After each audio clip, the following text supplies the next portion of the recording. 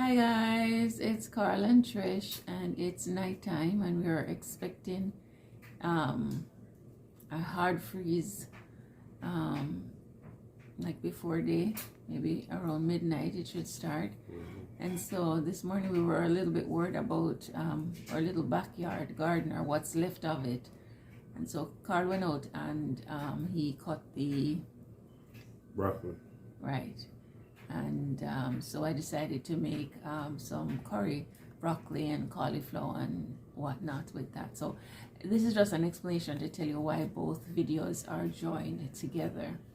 Like us. Like us, yes, like us. So yeah, just a little explanation so you don't get lost as to what's going on here. So prayerfully you'll enjoy the video. All right. God bless. Bye. Ooh. Bye. Ooh. Hello guys, just want to show you our winter broccolis. We had them here. I had to cut them a while ago because we're expecting some real cold temperatures tonight, like mid to low 20s. So we had to cut the broccoli. They're probably about the size of half of your fist. Not too big because it's cold now, they don't get that big, but you know, that's just the way it is. These are cabbages, winter cabbages. I don't know how they're gonna fare with this cold coming. I guess we'll see, but I'm gonna cover them up and see how they fare. We have a couple of collard greens here from, say, the past year or two. Maybe the past year. That right there is kale, probably maybe 3 to 4 years old. And we're gonna try and cover them up and see how they'll fare. But I know the kale will be okay because it's been through this kind of temperature before, so I'm just worried about the cabbages. Hi guys, I am Trish and welcome back to our kitchen. Today I'm going to be making for you some curried vegetables, and I'm going to be serving it with basmati brown rice and cooked together with green lentils. If this is your first time viewing, thank you so much for choosing to view. Prayerfully you'll gain something from watching this video. And if this is not your first time viewing, welcome back. Thank you so much for returning. Yeah, I'm just gonna flip the camera around and let's dive right in. Okay guys, so these are some of the things that we will need. Prayerfully I have everything here that I need. So first of all, these are the broccolis that were outside that hubby got, and we thought they were really small. But then when I sized them up against the store-bought ones, you can see that they weren't really small. They were growing slow, but and we needed to cut them, as hubby said. But when I sized them up with the store-bought one, they're not much bigger. These are the ones from our garden, and this is the store-bought one. You can see the one from the garden is much greener than the one from the store. I don't know why that is. This is the store-bought, but it is organic. Not sure why one is greener than the other, but anyway, so we're gonna need broccoli, obviously, some cauliflower, but you can use whatever vegetables you like. I'm gonna be using some carrots, an onion, some bay leaf, some organic adobo, some turmeric. This is some allspice, and allspice is our ground up pimento seeds. Right? As a matter of fact, let me show you what they look like. This is what they look like. Okay, so there's no misunderstanding. And so I grind these and I put them in this bottle. Okay, so we're gonna need some salt, some ground fennel seeds, some ground cumin, some gram masala, and some coriander, some fenugreek, some coconut milk, and this is the equivalent of about maybe a little bit over a can of coconut milk. and some fresh rosemary. And this is scotchbonnet pepper. A friend of ours sent it to us, and it's just a lifesaver. If you love scotchbonnet pepper, right, in particular the yellow ones that we call scotchy, this is what you need. So I just buy them. Well, I didn't buy them, we got them, and so I just opened the packet and put them in this container so they're nice and sealed. And I'll be using this in the curry and in my rice as well. Very delicious. I'm not sure where to tell you to get them because they were sent to us by a dear brother, and I think he got them in Florida though, but we're in Florida, I'm not sure. And so yeah, that's some of the things that you'll need. If you're following my recipe, you'll need some brown rice. This is basmati brown rice, and this is some tricolored quinoa. Also going to be using about 2 cups of soaked green lintel, and I'm going to be cooking it up in my Instant Pot. And that's it. Okay guys, so in my Instant Pot, I'm going to dump my washed rice and quinoa.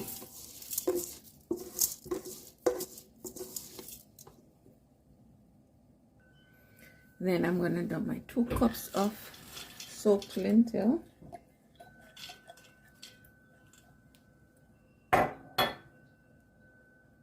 Okay, so I just put my microphone on. Hopefully you guys can hear me better. So then I'm going to add to that about a tablespoon of freshly chopped rosemary.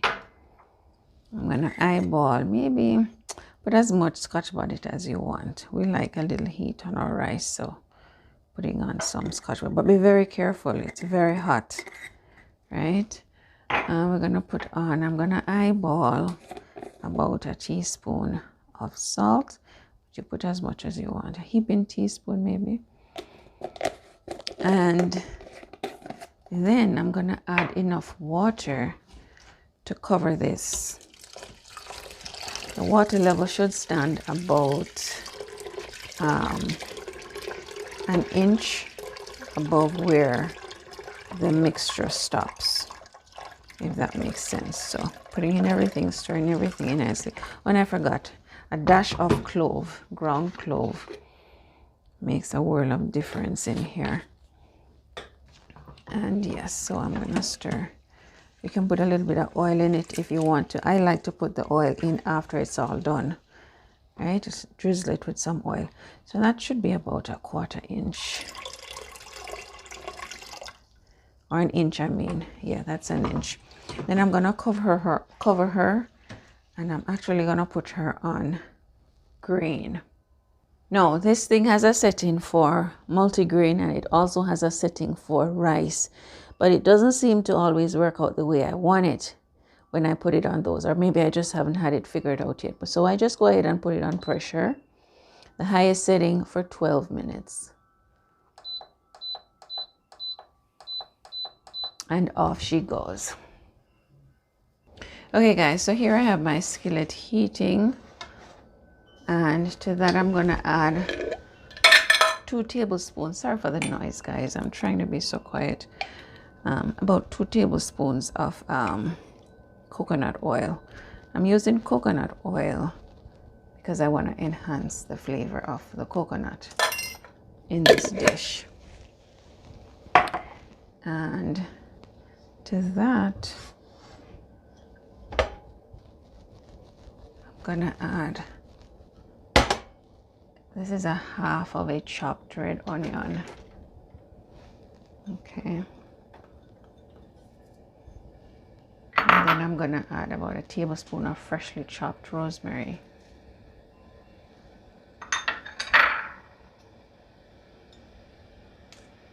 And then I'm gonna add in a bay leaf.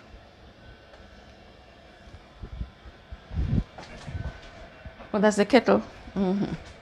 Okay, and I also have a kettle going with some hot water. All right, so I'm gonna allow this to caramelize a little bit, and then I'll come back. Okay, so it's frying now. I'm gonna go ahead and add my salt, and this salt's gonna help the onions to sweat a little bit. And this is about a tablespoon of salt that I'm adding here. You can add more and less. I'm sure it's gonna need a little bit more, but I start off with that just to help the onions to sweat a little bit faster. So I'm going to let it caramelize a little bit more, and then I'll come back.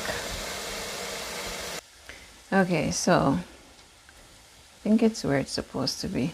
I'm going to add all my spices now. This is turmeric. It's about a tablespoon of turmeric, a tablespoon of organic adobo, and this looks like about a quarter teaspoon of fennel seeds, ground fennel seeds. This looks like a heaping teaspoon of ground coriander seeds, and this is a heaping teaspoon of gram masala, a quarter of a teaspoon of allspice, and I'm not sure what this one is, and this is a heaping teaspoon of fenugreek. I'm not too sure what this is, but I had showed you the spices before. Pretty much it's either a heaping teaspoon, a tablespoon, or a quarter teaspoon, respectively, of these spices, right? So I'm going to lower my heat and allow these to toast up a little bit together on low heat. You don't want these spices to burn, guys. You just want them to kind of toast up a little bit. And the smell. All right, I also forgot to tell you about the ginger, but I have her here. I'm going to grate her right in there. Typically you put I think the recipe calls for a quarter teaspoon of ginger paste. So you put whatever that's equivalent to, or you put a little bit more. If you're like me and that love ginger, I'm putting in about 2 teaspoons of ground ginger here. Okay. Not 2 heaping teaspoons of ground ginger, just 2 leveled teaspoon of ground ginger. All right. And I have my veggies all nicely cleaned, chopped, and washed. Actually, in the order of washing, then cleaning, then chopping. Okay, nicely toasted. This is how you want them toasted up, guys, like toast bread, but slowly, not burnt. All right. And then you're gonna add your hot water. Daddy, can you hand me that kettle there with the hot water, please? All right, thank you. And then we're gonna add that.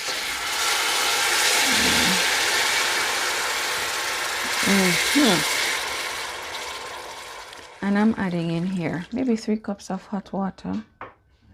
But careful, get by the handle. Okay. And then I'm gonna increase my heat. Then I'm adding in my coconut milk, which is equivalent to a little bit more than a can of. I'm gonna keep this. If you wash it out, if we need to. Yeah, about a can of coconut milk. So I'm gonna wash this out just like that. Don't waste nothing, right, Daddy? All right, so we're gonna wash this all out and put this in like that. And this is the time you taste, guys, and taste to see if everything is up to your likeness and so on. And you're gonna taste, bearing in mind that it's gonna reduce a little bit, so the flavor is gonna become concentrated. So also bear in mind that when you put the veggies in it, the flavor from the veggies, the veggie broth, it's gonna also give it another nice flavor. Yeah, it's where it's supposed to be. Okay, thank you, Daddy. All right, so then here are my veggies. I have my broccoli, my cauliflower, my carrots. I'm gonna go ahead and just dump that in. We're not gonna be cooking for long at all. Maybe 15 minutes, if that much. So if you wanted to thicken up your liquid a little more, you could put a little, maybe a tablespoon of peanut butter in there, and that would help. I'm just out of peanut butter right now. I have almond butter. I'm not sure if almond butter would change the taste or not, so I'm not willing to try. I'm not going to experiment right now. So anyway, so this is what you do.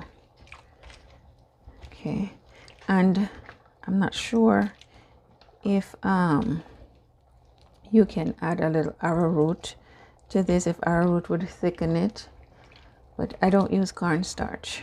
Or you can use cornstarch if you use cornstarch, or maybe a little flour. But we're not going to have this cook a whole lot. We're just going to have it cooked long enough for all the veggies to be nice and tender. Then we're going to come back for a taste test. All right, so I'm going to cover her on medium heat. Actually, between low and medium is where we're going to keep her, and let everything just cook nice and slow.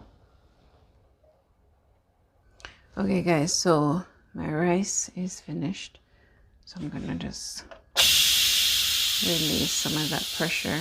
Make sure you read the instruction of your equipment before you try this. I've done this many times, so I know what the deal is.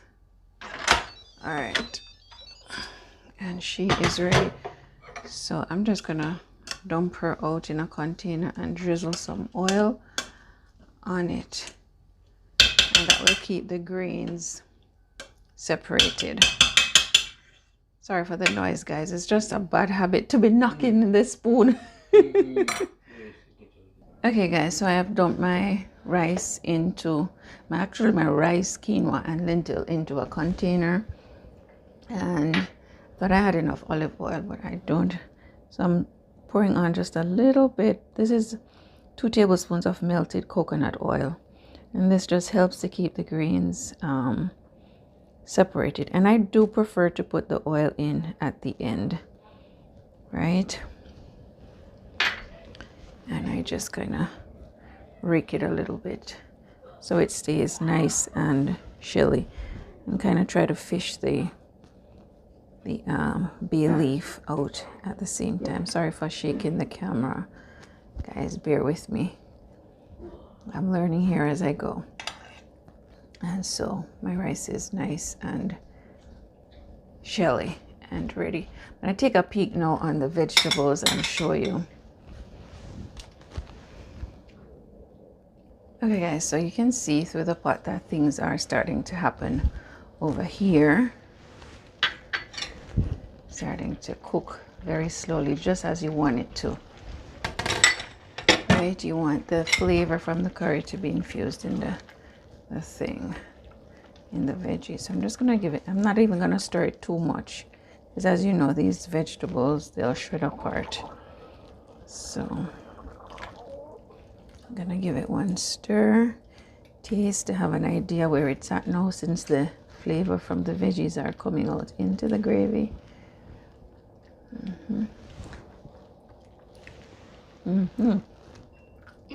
That looked good.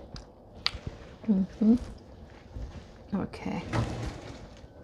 Want to taste? That looks good.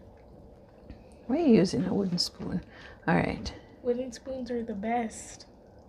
Hold it because it's hot. Hot, hot, hot, hot. Please don't drop it on the rug. Hold it close to you. Oh, that's good.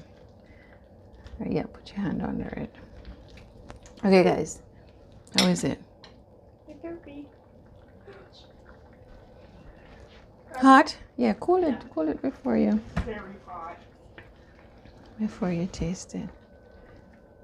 So guys, we're gonna let it continue to cook slowly between low and medium. All right. Let me stir over here. How does it taste? I'll give it a 10 out of 10. 10 out of 10. All right, I'll take that. You're pretty. Okay, guys, so the vegetables are almost cooked. Needs maybe another 5 minutes or so. I came in at, takes about 15 minutes for everything to cook, and I came in at 5-minute intervals.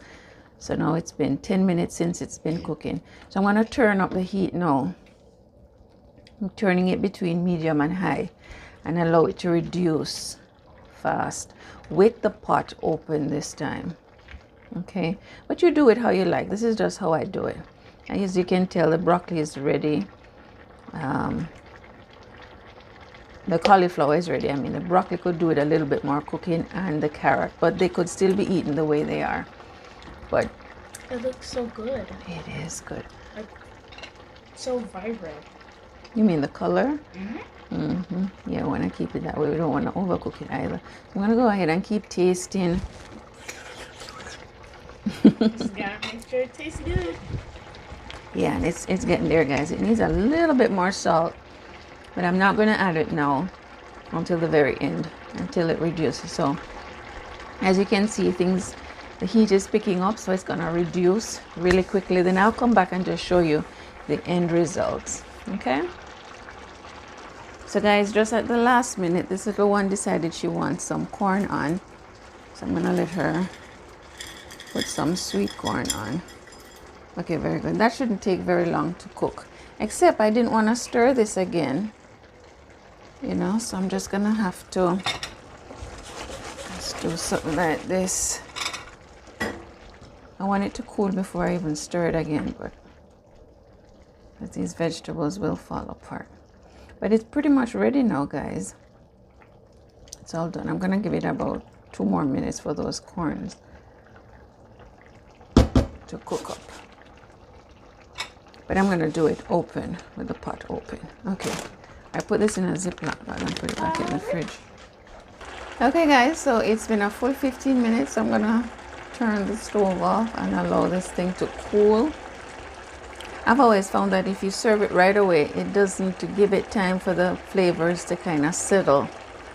But if you serve it like within maybe 20 minutes or so, you know, just give it time for the sugars to kind of settle in it, and then you serve it up. So I'll do just that and then come back. I'm going to take it off the heat so it will stop cooking. All right guys, so it's been about a good 20 minutes, maybe not even 20, maybe 10. Nice and cool and settled. So I'm just going to make a plate.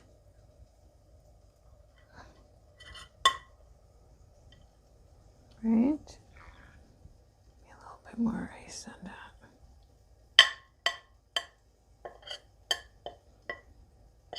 And I don't know how you like your rice served up, whether on the rice, I mean your oh